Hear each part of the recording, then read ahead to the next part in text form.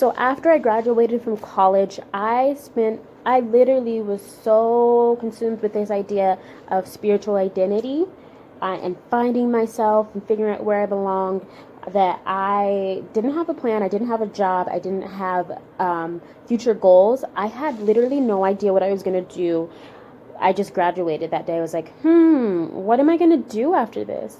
And so I do believe if I had committed myself to Jesus, my life would have looked a lot different throughout college. Of course it would, because Jesus transforms life. He guides people. When you seek him, he loves you, he guides you as you abide in him. And he directs your life. Like, he's in the driver's seat when you commune and when you have a relationship with him. When you are not having a relationship with him, things can get messy and you can stray away, and you can veer off into, you can take a wrong turn, basically thinking that it's the right turn, and you don't even realize that you've taken a wrong turn. This new age life, this identity crisis, this no firm foundation was a wrong turn for me, but I had no idea that it was a wrong turn. I had no idea that there was a problem, that I didn't have a firm foundation in Jesus or a firm foundation on what I wanted to do with my life. To me, life was easy. Life was abundant. I was 22.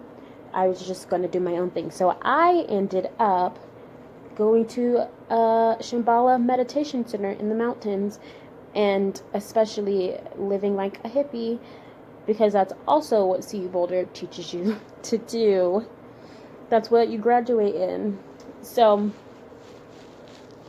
I have to be honest, at this time, when I was in my new age religion and I was just, mixing spices and trying new things and trying to concoct my own religion and what works for me, in the midst of it, in the beginning, it was quote unquote beautiful. And that's hard for me to say because now I look at it and I cringe, right? In the beginning, it looked like life, It looked like abundance. It looked like I had found a community. It looked like this is going to work for me. Oh. And so I stayed there for about a week the first time around. I was like, this is amazing. I'm coming back here. I must. And it was all rainbows and sunshine and baked goods at that point, and it felt good. It felt good to be in New Age.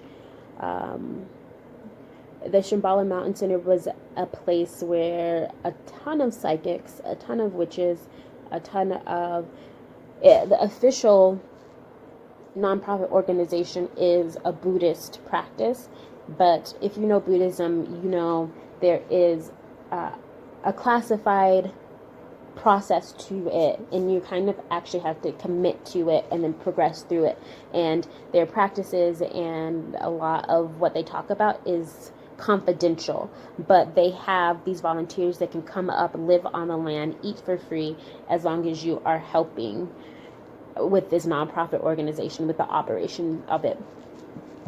And so I went up there for a week, and if you're volunteering up there, you can also participate in a lot of the open workshops. They have some open workshops, and then they have some private workshops for committed Buddhists.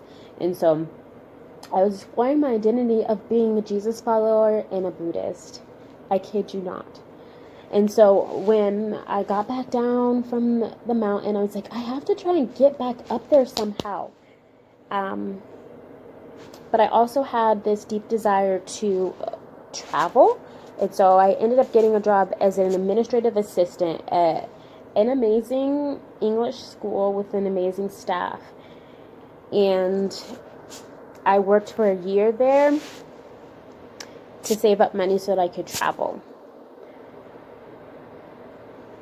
Once I got enough money to travel, I put in my resignation and booked a month-long trip to Europe. Europe is a beautiful continent. It has so many countries that are so close together. You can see so much in a little amount of time. Everything there is so accessible. But one city in particular really turned my life around, and it's where everything shifted for me.